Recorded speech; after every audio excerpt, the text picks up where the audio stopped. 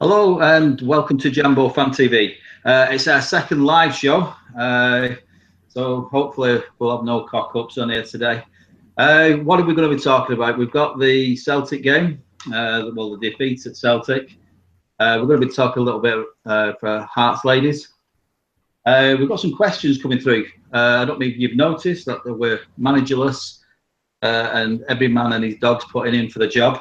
So I know on social media, everyone's chatting about that, and we've got John's remarks to Brendan, basically telling him to shut up and butt out and get on with your own job. We've got Gordon with us. How are you doing, Gordon? All right, I'm having a bit technical difficulties, so we're going to battle through this. We'll see how we go. So here we go. We were having a few difficulties, and we've tried to work them out. So hopefully this is coming out okay. If it isn't, let us know. We'll kick off, Gordon, with the review of the game.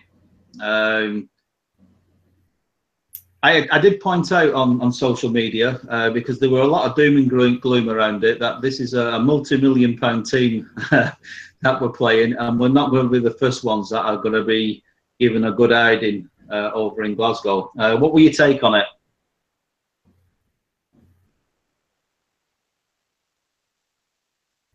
Are you with us, Gordon?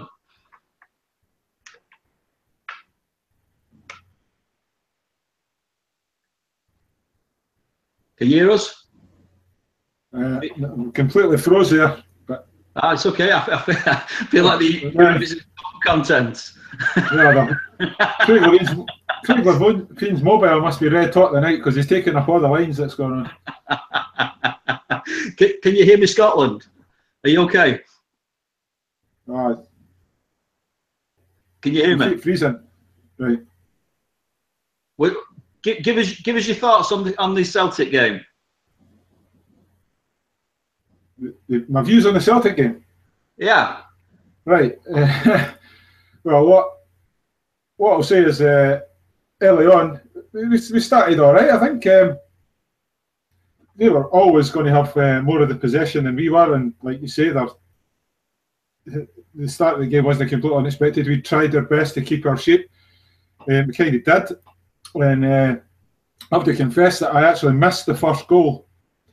And the first I actually saw it was on my phone, and somebody had put up a GIF very quickly after it occurred. And it was just, I'd been reading that people had been slagging Jack Hamilton for his part in it, and he wasn't blameless, as we saw. But my first reaction was, who the hell is that 10 yards behind the rest of his defence? So for the first goal, I think it was probably a mistake by Drelak, actually, more than anyone else. It's just a long, hopeful ball that Griffiths he'd made a run. And when your left back makes a long burst and run to play a guy on side, there's not really much the rest of the defence can do. This had come after, actually, I think we all saw it, and with maroon tinted glasses on, and even without maroon tinted glasses on, it's about time he was pulled up for it. Scott Brown tried to backheel Arnold Hume's head off. If that's seen it 0-0, it's a completely different game. And a couple of years ago, we lost 3-1 there, and Scott Brown got away with a 2-footed tackle when we were 1-0 up. I'm getting a bit honestly fed up with it. Speaking about Scott Brown after Hearts games, first game of last season, he could have been red carded as well when Jamie Walker teased him and Scott Brown fell and put him up. Second goal, what can you do when your centre half slices the ball to probably their best striker, best footballer actually, maybe not their best striker, but their best footballer standing a yard to the goal, just rolls it in quite easily. As for the third goal, well worked goal. Celtic passed the ball about well, broke us up, but I think everybody saw that for the still, that McGregor was a bit lazy getting back on side, and he was actually offside when he received the pass to set up the goal. Fourth goal was probably their only good goal. Sinclair took it in the middle of the park. He's turned Brandon inside out. And as we've said, Brandon's not going to be the only person that gets done by Sinclair. Sinclair's an excellent footballer.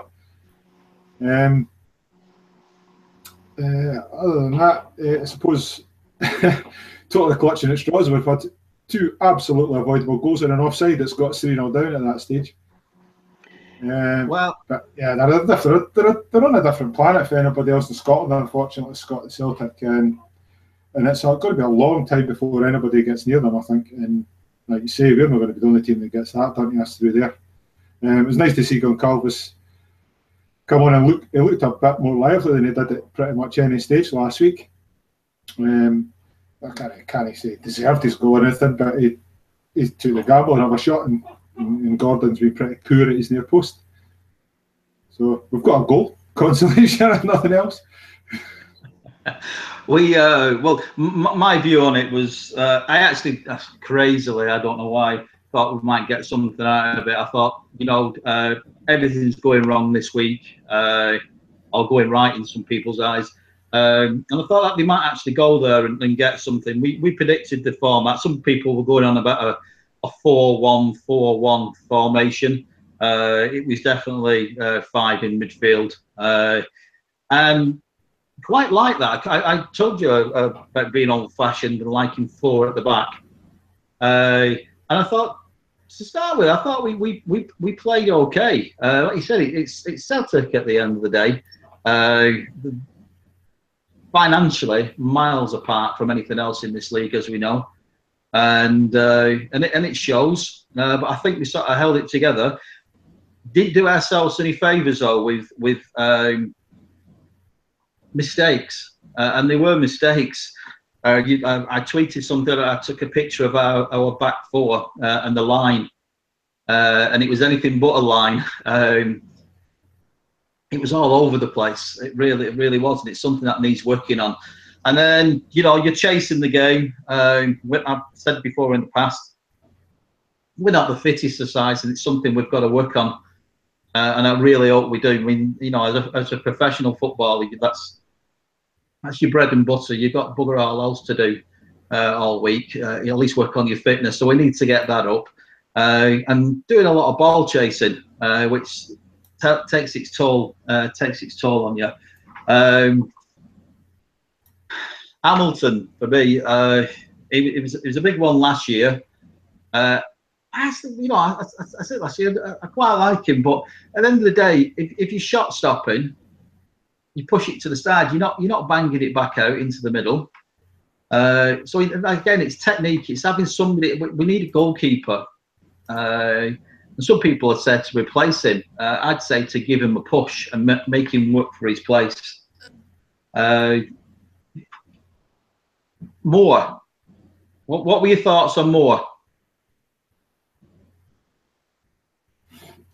Gordon's lost me again. Gordon's lost me again. I'll tell you mine. It's okay, Gordon. Don't worry.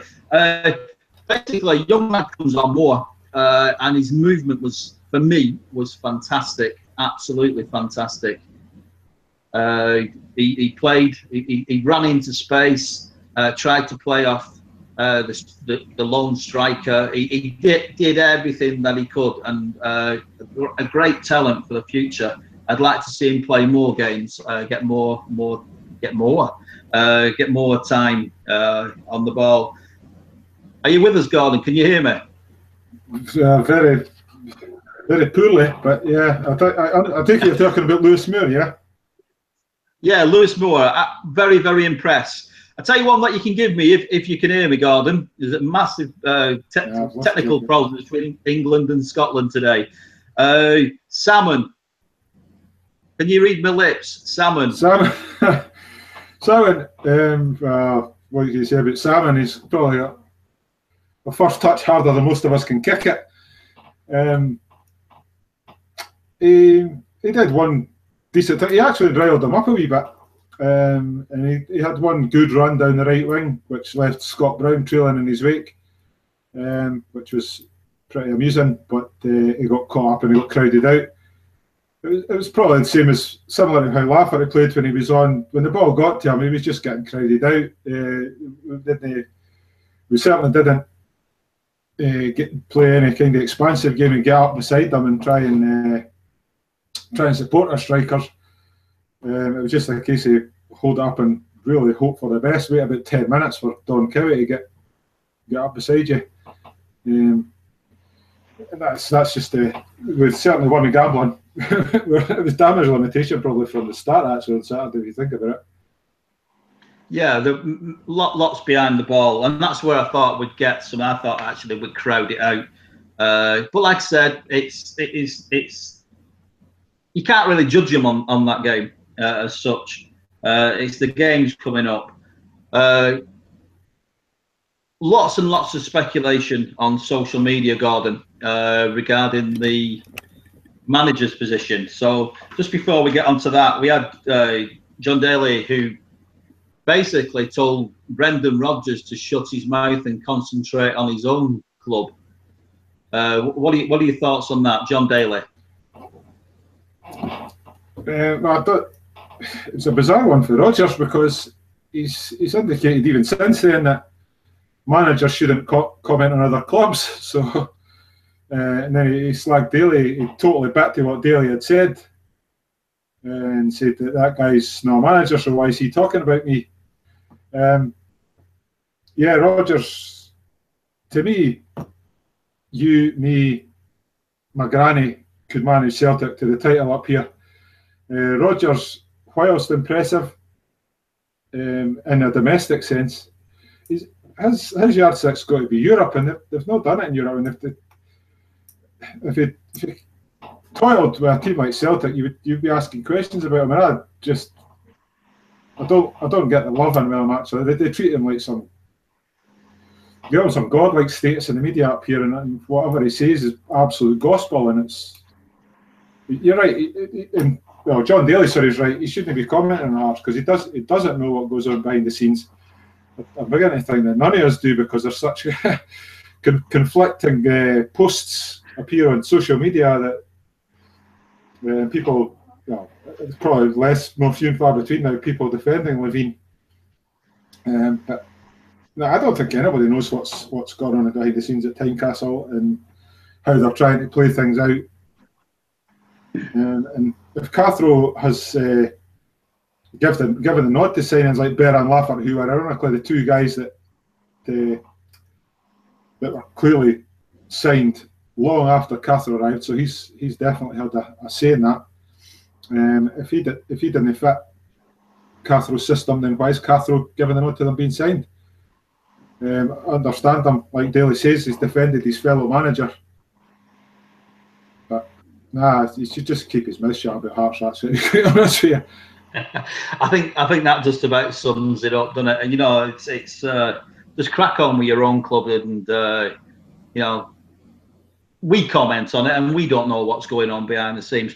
While we're on it, by knowing what's going on behind the scenes, and I've had to say on him because I do think he's butted his nose in from time to time. But Craig Levine, we've got something through from on Twitter from Luke Gordon 51. And Luke's wanting to know about some of Levine's mistakes as they were. I think it's been a mistake that he didn't sort of defend his manager like he could. Like you said, the years before, he's never been off social media and he disappeared a bit. And we've gone over that before. But Luke would like to put it to you, if you can hear me, about your thoughts when Hearts came up. About disbanding the side that came up. Totally froze just as you were asking the question.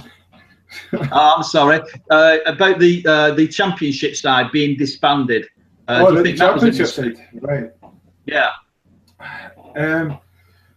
Well, if you put it to me that I can sort of change the question a little bit.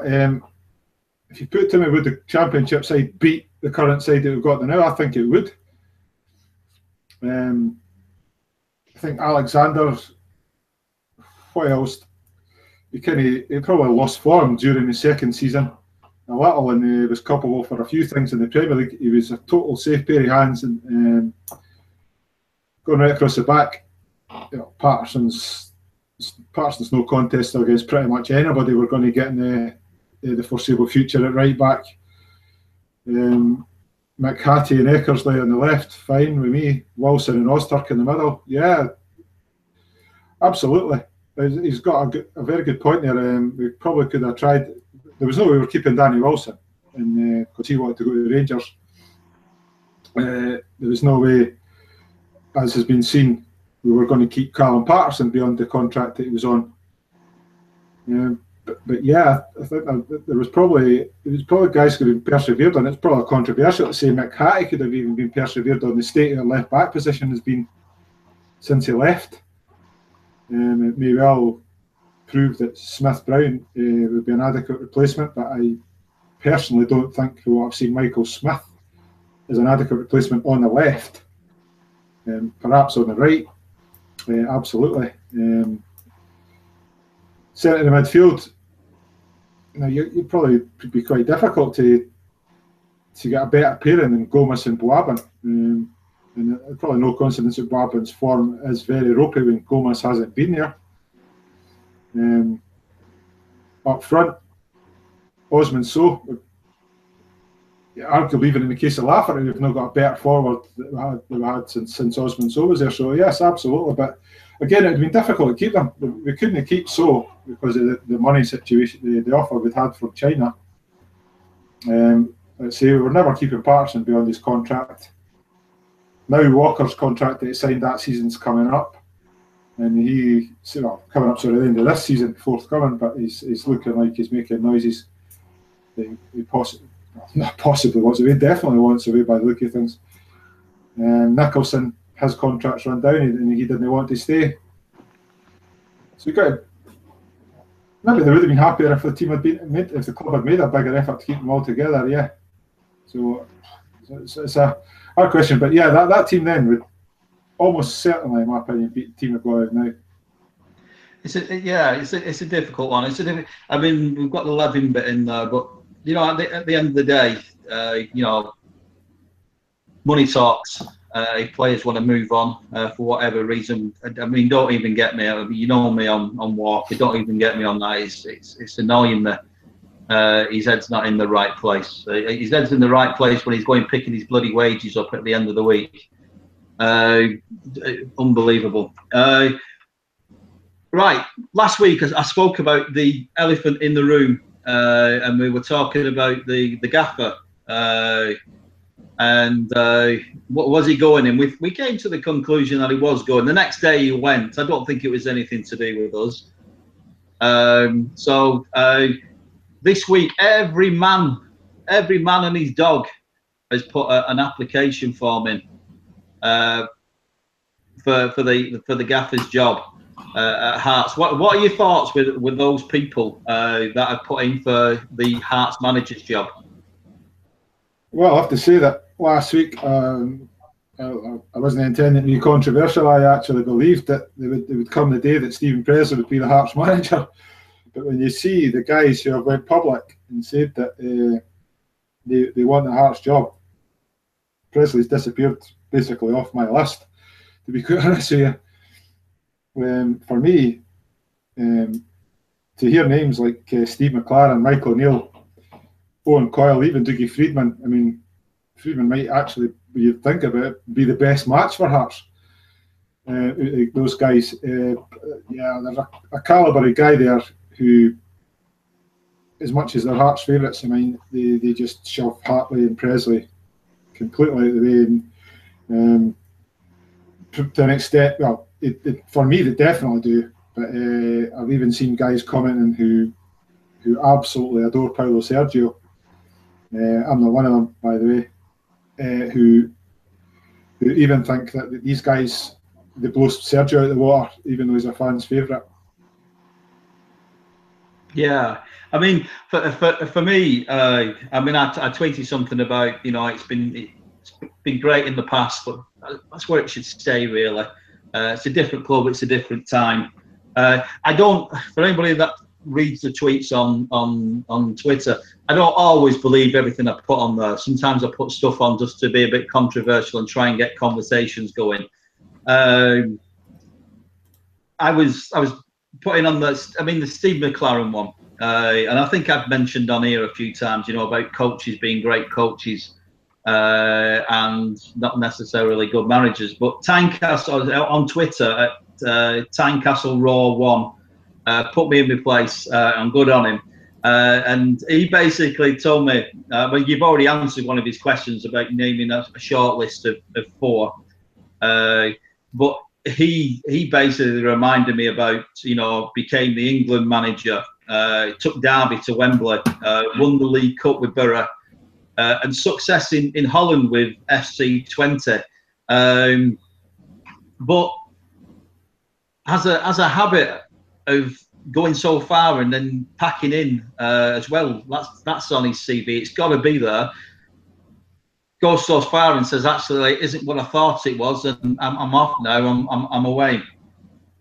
He's a fantastic coach, but the caliber of people that are coming through for this job, it just shows what a club it is. And we were talking before about Celtic being a big club in Scotland. Fair enough, they're a big club with the money and what have you. But Hearts, in a footballing term and in a history term, are a massive club in Scotland, Gordon.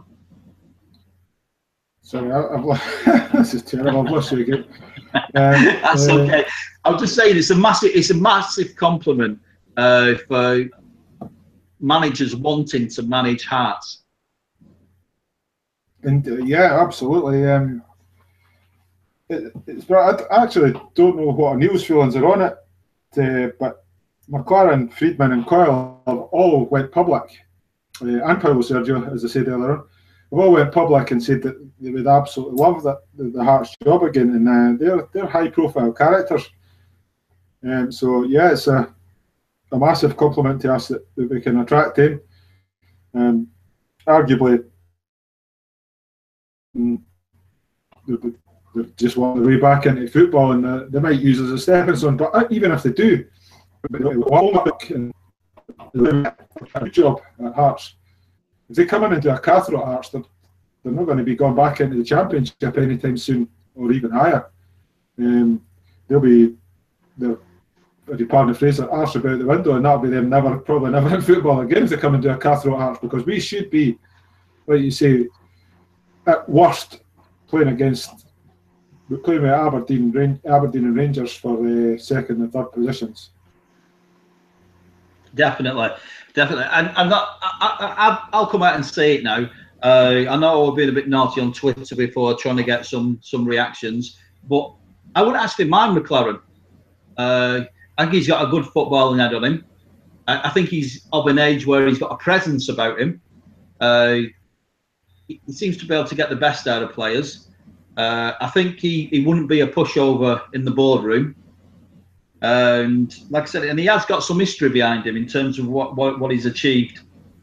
So I wouldn't be that up to. And Owen Coyle as well. You know, I quite like him. You know what he's done in the English leagues. I'm going to put something to you if you can get this, Gordon. I'll try and do the mouse bit so you've got it. Texting these questions. I know. I'll give you my version and then you tell me yours. It's been going about Levine being manager.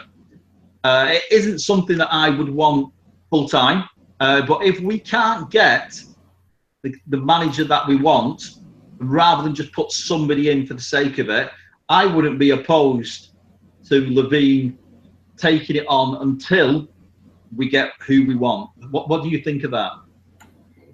Yeah, as I said, just as we came on there, before we came on air, I think if Levine takes it, it has to be a case of keeping the seat warm for Michael O'Neill, is a bottom line for me.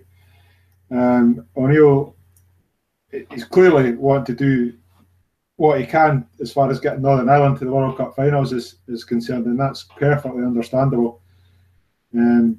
Levine's probably, well, the club would be in his hands for maybe a fortnight, 10 days a month for the next couple of months. In any event, even if he did appoint Michael O'Neill tomorrow, because of the international fixture schedule, you're talking about, well, Daly would probably take the training, but McPhee and O'Neill would both be away. So yeah, if Craig takes it, I can only see it being a case of keeping the seat warm. He's not going to sit there long enough to be sacked because he's obviously going to keep his director of football job. If it makes such a mess when he comes back into management, everything would be untenable for him at Tynecastle. It's probably hard enough just now, but we know he's a strong character, and he'll probably ride this storm out. If he gets this appointment right, he definitely will ride this storm out. Yeah, definitely. I think I said it before. I think he's got the ear of the right people at the club. Like I say, I won't be opposed to it. You know, he's got something about him. He's I can't see us being that attacking though. For the I can see there being a lots of. I think we'll be playing 6 at the back probably if he came in. But yeah, I wouldn't be opposed to it, to tell you the truth, if he came in and took that. And to answer Tynecastle Raw 1 on Twitter, yeah, I'd be struggling if I'm honest with you. To get, I want experienced managers. I want the next manager to come in and have a bit about him. And to be honest with you, I wasn't a massive fan. You know, like when we were talking about John Daly, but to listen to him on after the game, give an interview, was inspirational. After what we've had over the last few months, you know, in terms of being interviewed, it was fantastic, and that's the kind of thing that I want. I want somebody to come out and have confidence, and I think McLaren can give us that, to tell you the truth. But has he actually put in for the job, Gordon, or is it us thinking he wants to get back into football? I don't know. Actually, to tell the truth, no, but I guess nobody knows for sure. But it's now hit the BBC have reported it, and that in a turn have reported it as well, I believe. Usually quite a reliable source as far as Heart Story goes. The Heart Stories go. He reckons that McLaren definitely is interested. Will come out the next day or two, but yeah, he definitely wants back in. Or if he wants Hearts, it's a route back into football from his point of view. And it's not. The thing is, it's not like he needs the money. I said earlier, I don't know if I was reading about the Friedman for very low 6 figures, and have been sold by Forest for ridiculous fees. So I'm not going to Friedman would be the better bet. I think he was responsible for the development of Oliver Burke. Because in this modern world of football, everybody's name goes together, all the guys that have gone for millions of pounds at a time. There's that's the sort of route we should be going down instead of an establishing with excellent players. At that time, so certainly command respect in the dressing room because of who he is and what he's done. And if he couldn't get the best out of that squad of players, then you've got to look at the players. Yeah, definitely. But I think he's the best of the bunch for that. We're still having a few technical problems. You were breaking up a little bit then. We were talking before we came on. Just to let everybody know, we always put something on about Hearts ladies. They got beat at the weekend 2-1 by Motherwell. So it was 2nd versus 3rd. But we've got Ashley and Megan on the 17th. And their next game is actually Forfar, which is away on the 13th. But like I said, Ashley and Megan are coming on the 17th. It's a show that we're going to be doing before their cup tie, which is the weekend after. We'll come up with the dates on that. And it's against Glasgow City. So what we're going to do is we're going to have a chat with them and try and promote who they are, what they do, and try and drum up some support for that game. So if anyone's, again, on here, just bang questions through to us and we can put them through. And anything, they'll come on and tell you how to get involved with the club and how they got involved and things like that. So that's something coming up. And last week we told you about a podcast, Scott's podcast, but we've got another one. It's Hearts Review. So if you're on Twitter, it's at Hearts Review. But if you just want to go on the internet, it's the heartsreview.co.uk. Fantastic podcast, all the news, and just something that you can just stick in your ear while you're at the gym, or where it's at the gym, like me and Gordon go to the gym, for God's sake. But yeah, just anything that you want to do. Gordon, can you hear me? Are we still having problems?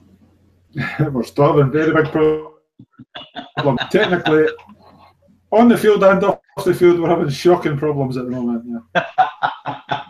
I think we'll draw it up here. I think that about sums it up. On field and off field, we're having problems. We'll carry on with this live stuff. It's good to see people coming on and viewing, feeding to us.